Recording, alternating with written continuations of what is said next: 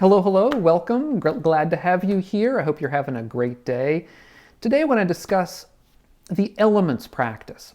And I did an earlier video, actually before the house fire, quite a while ago now, on the history of the elements practice in Buddhism and indeed around the world, the history of the idea of there being four elements. But where the rubber hits the road with the elements in early Buddhism is with the practices. In other words, that the Buddha didn't just come up with this idea of elements as an abstract philosophical concept, but because it had practical implications.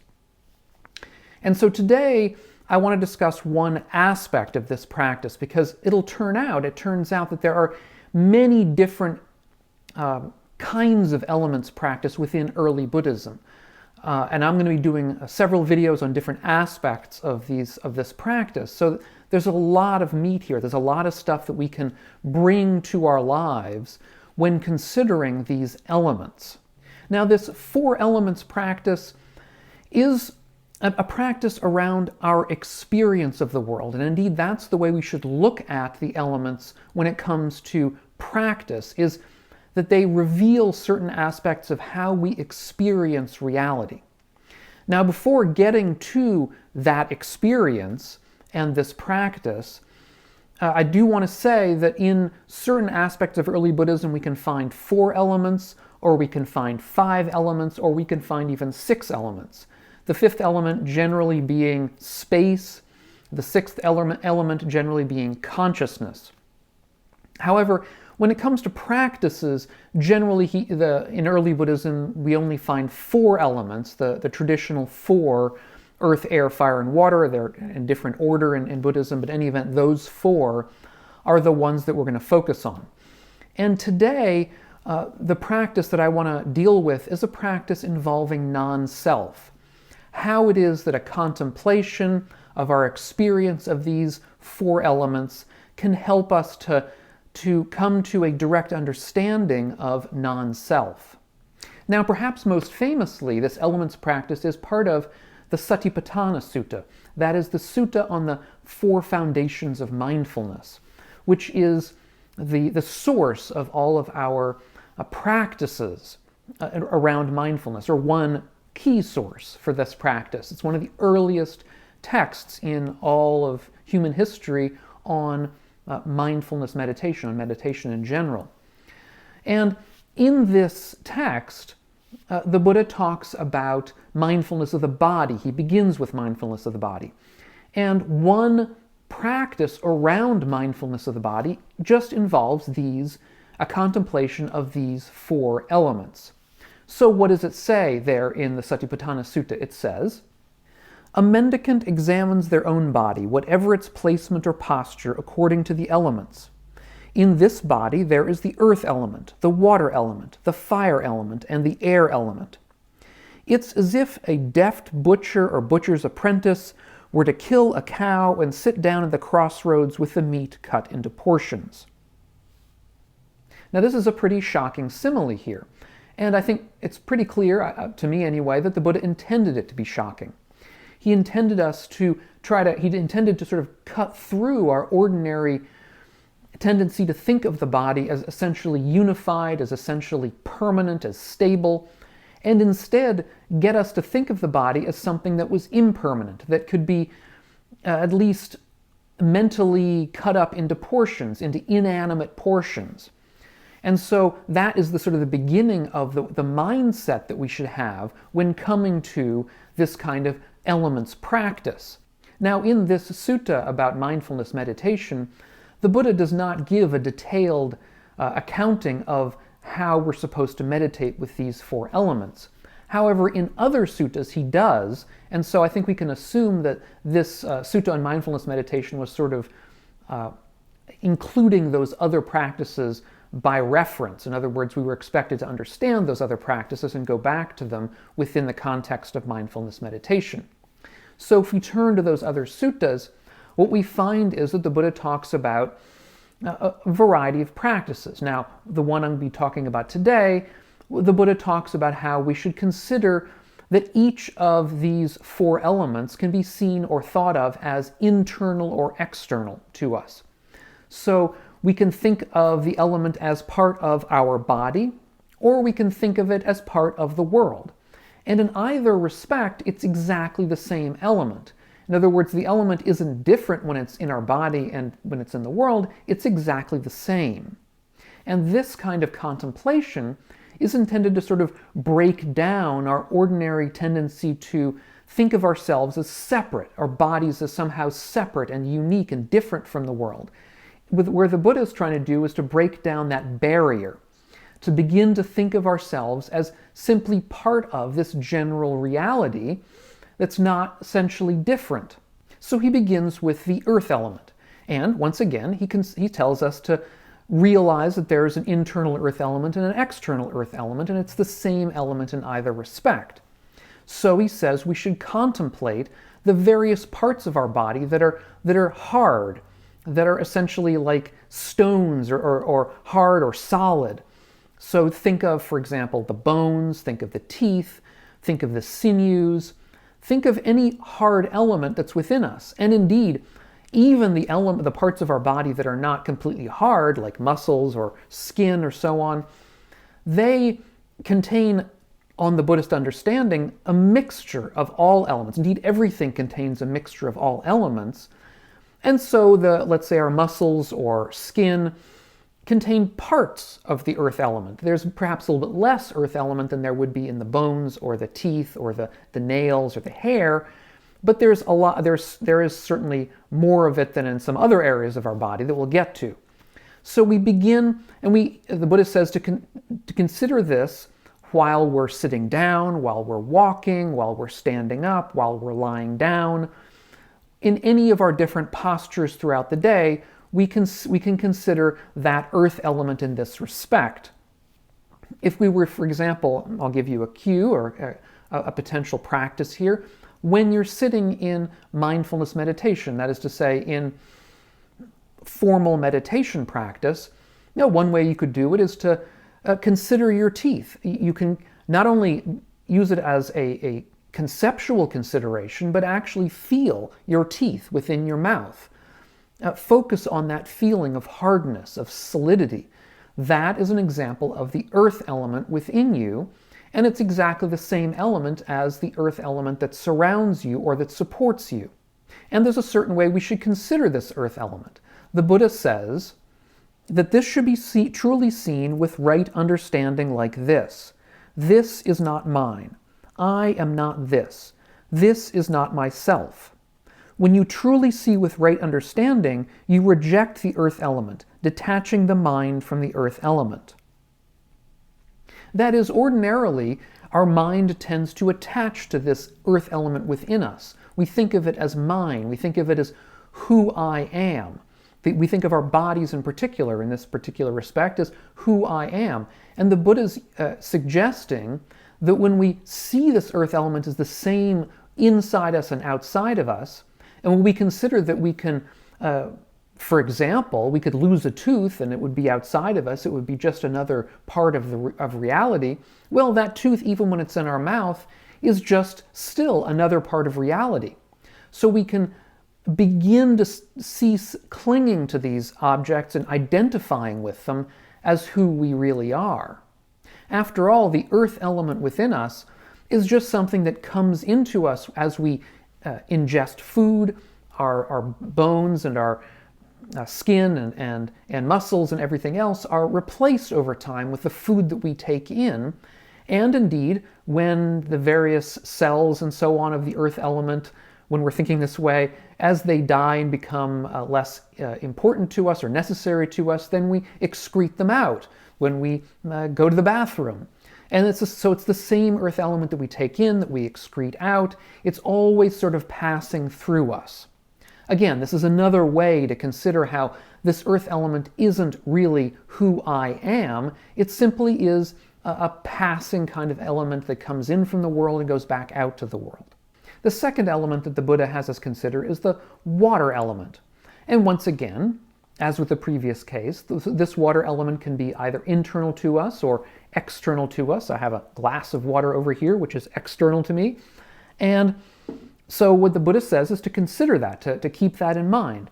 And when we think of the internal earth element, the Buddha gives a list, once again, of potential watery earth elements within us, such as, he says, pus and blood and sweat and tears and urine and so on. All of these kind of watery parts of us that are internal to us.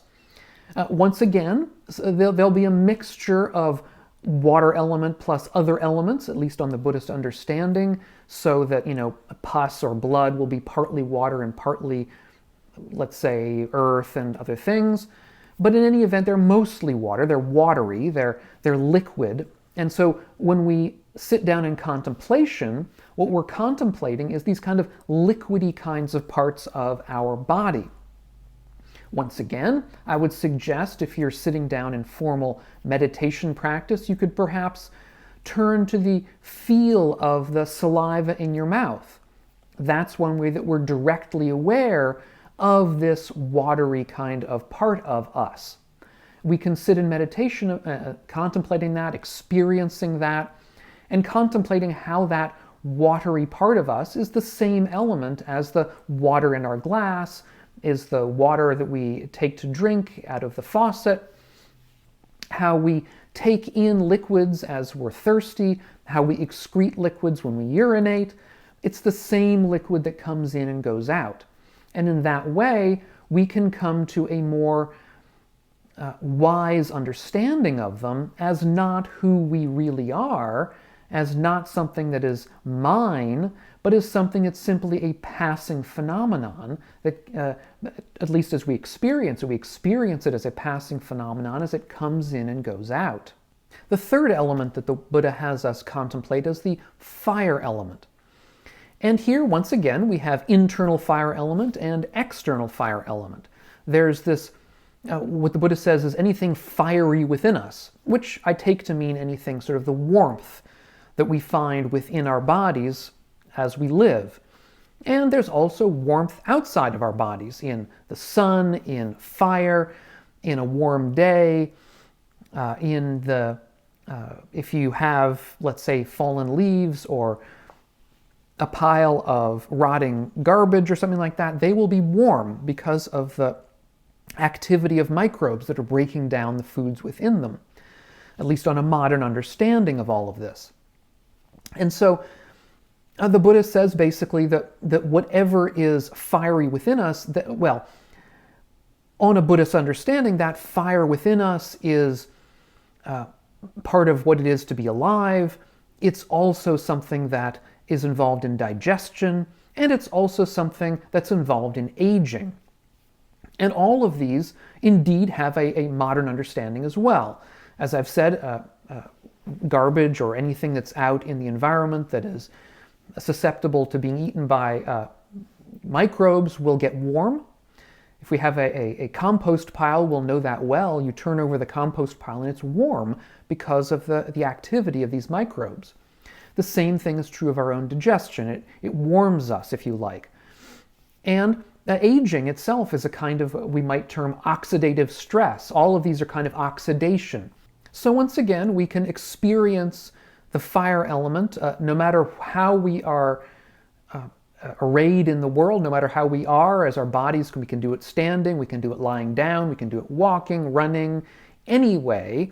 However, the standard way would be sitting in mindfulness contemplation. And one way we could do this, for example, would be to contemplate or pay attention to the experience of warmth in our hands. We can fold our hands in our lap, which is one good way to sit in mindfulness meditation, with our hands in our lap, and pay attention to the warmth as it transfers from one hand to the other. That can be a good feel of what this fire element is like, this warmth that's within us. And we can contemplate it as the same element as the warmth that's outside of us, perhaps the warmth of the sun or of a fire. We can contemplate how this warmth comes up through, let's say, the digestion of the food that we ingest, that we take in. As that food is digested, it creates warmth within us, and not only is it digested, but it's metabolized within us, which causes warmth. And this warmth is the same warmth as the warmth outside of us. And indeed, this warmth transfers to the outside world as we radiate warmth from our bodies out into the surrounding atmosphere. And as we see it this way, we understand that it's not who I really am. It's not part of a sort of essential permanent self. It's something that comes and goes, that is produced by material from the outside world coming into us, being metabolized, that's then pushed back out into the external world through radiation from our bodies into the atmosphere. It's something that simply comes and goes. And the fourth element is the air element. And once again, we can think of it as internal to us or external to us. Internally, the air element is anything that's, the Buddha says, sort of windy or gassy within us.